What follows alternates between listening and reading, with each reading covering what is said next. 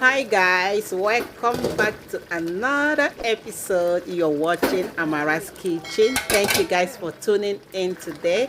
If this is the first time you're coming across this channel, you're welcome to Amara's Kitchen. To my returning subscribers, you guys are all awesome. Thank you guys so much for your support. If you haven't subscribed to this channel, please consider clicking on that subscription button. Like this video, turn your notification bell on for future recipes, and keep watching.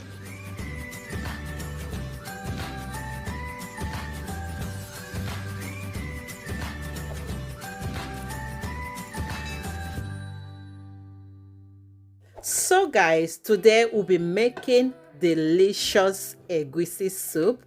I'll be showing you guys step by step, behind the scene, how we prep our cooking videos, things we don't show you on regular videos. So here I've got some stock fish.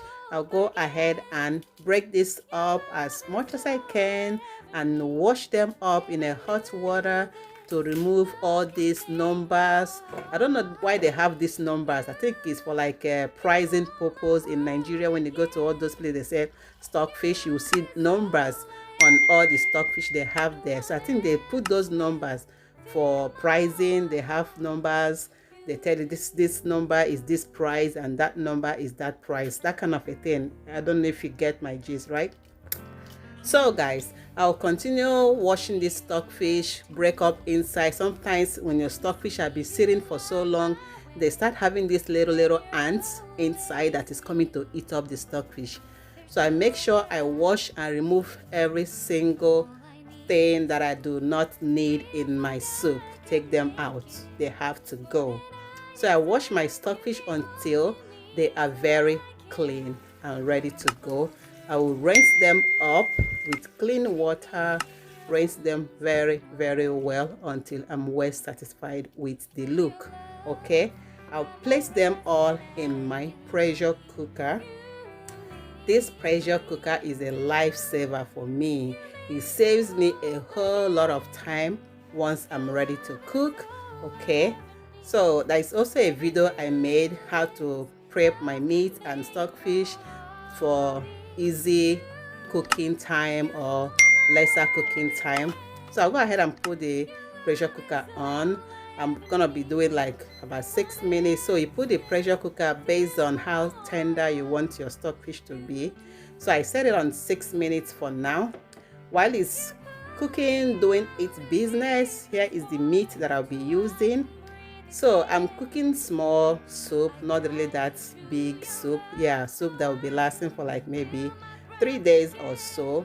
So while I'm saying this, because I'm not going to be using all of that meat, I just want to parboil the meat and save them up. The half of it will be saved up for later use.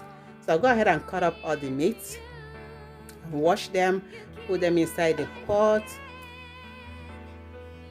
So I will season it with some onions and also salt to taste. All right, I'm adding a little bit of ginger powder and a little bit of garlic powder, just a little bit, less than 1/4 teaspoon, and Cameroon pepper as well, and some stock cube. Okay, yeah, so this soup I just want to like add a little bit of that seasoning and then some salt to taste. So let me recap. I add a little bit of ginger, garlic, Cameroon pepper, salt, and onions. So, and stock cube as well. So those are all the seasoning I added in this meat seasoning. I'll go ahead and cover that and let it simmer for like 5 minutes. While we check back on the stockfish, right now is ready. I'll just open up the valve and let the steam to go away to release so that I can be able to open the pressure cooker. Meanwhile, I got some fish that I'll be using. So here I have some catfish. Yes, we all know catfish tastes really good, but the bad part of the catfish is like the head is way bigger than the body. So yeah, it tastes good, but it's more of the head. You see, catfish is always you see, that means a head, that kind of thing. So I'll just add in some warm water or room temperature, it doesn't really matter. I will set this aside for a few minutes. And now the stockfish is ready. Okay, it's pretty much ready, and I'll go ahead and set this aside as well. Now the next thing is the bitter leaf. So guys, these are all the stuff we do outside the camera before cooking our soup. So sometimes the soup time might be like 5 minutes, but actually we have a lot of stuff done outside the camera. So this is the bitter leaf. I'll go ahead and parboil the bitter leaf for like 5 minutes or so, because the bitter leaf is pretty much bitter. If you don't parboil it, your soup will be messed up. So now we are all set. The meat has been boiling for 5 minutes. I'll go ahead and top it up with water, and then stir that up properly. Okay, another thing I'll do is to cover this up and let it simmer again for about 4 to 5 minutes. Okay, here I have got some ekpeyi, okay, native seasoning ekpeyi. I'll add a little bit of water and set it aside to dissolve. By the time I'm ready to put it in the soup, it should be ready. And the bitter leaf at this point is ready. Okay, so I'll go ahead and strain that out, put it in the strainer, and put a lot of cold water and let it sit there to remove any kind of sand or whatever that is in that bitter leaf. So we'll have to start the cooking. Since everything is prepped, we have to start the cooking. So I have my palm oil. You don't want to like have the palm oil to start being too hot before adding your onions. Once your oil is dissolved, add your onions right away. So I let it simmer for like 30 seconds so the onions can release its aroma and become so tender. Then I added about 1 tablespoon of local beans. Okay, if you don't have that, that's okay, you can skip it. And here is the ekpeyi. It has dissolved completely. So I'll go ahead and simmer all of it. Keep frying them for like a minute or so until you start smelling the aroma from the ekpeyi and the local beans and the onions. They smell amazing together. So I'm frying my egusi now, which is the melon seed. So this is kind of frying method.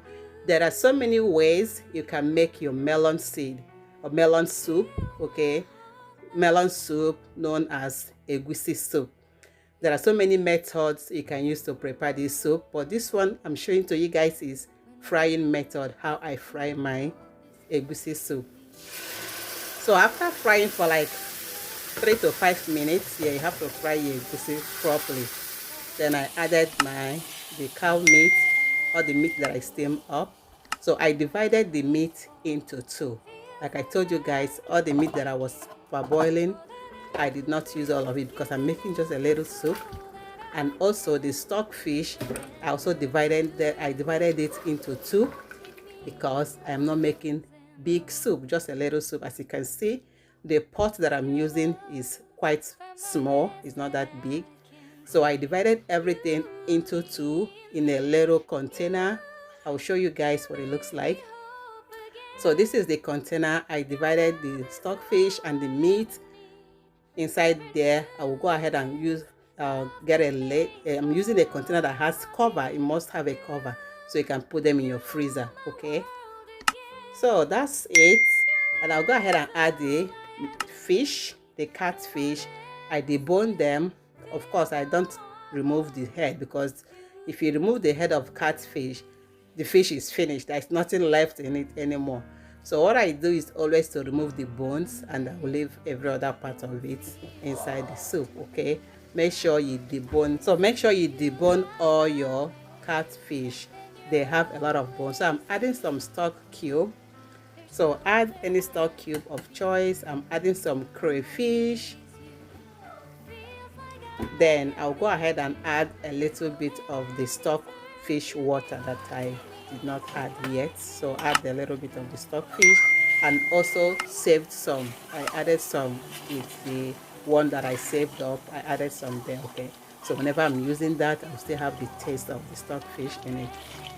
So once everything is properly stirred up very well, I'll go ahead and cover this up and let it simmer. So let it simmer for about 5 to 8 minutes, and we are back. Bubbling so good. So guys, I just want to mention you guys should ignore all the noise. Forgive me for all the background noise. My kids, family, they are all home. So many noise from them. So bear with me. So at this point, I'll go ahead and add my bitter leaf, properly washed. Okay. So if you have those bitter leaf that is not really that bitter, if you washed it yourself, you might have done a good job. But if you buy from the market, they really don't wash those bitter leaf properly. So I added the first part, and I think I needed more, so I'm adding all of it now. So I added a little bit first, then I mixed it up, I assessed it, and I needed more, so I added the remaining one. So I don't want my soup to be too crowded with bitter leaf, so that's why I did it twice, to be sure that I needed more. So I added some salt to taste as well. So before you add salt, extra salt in your soup, be sure to always give it a taste first. Try to taste your soup to make sure you need extra salt. So I'm giving it a taste again, and at this point, perfect. Yeah, everything is so perfect. My soup tastes amazing. I do not need any salt, pepper, cube. My soup is just perfect the way it is, and it's ready to be served. Thank you guys all for joining me for this video. Don't forget to subscribe, like, share. I will see you all in my next one. Bye.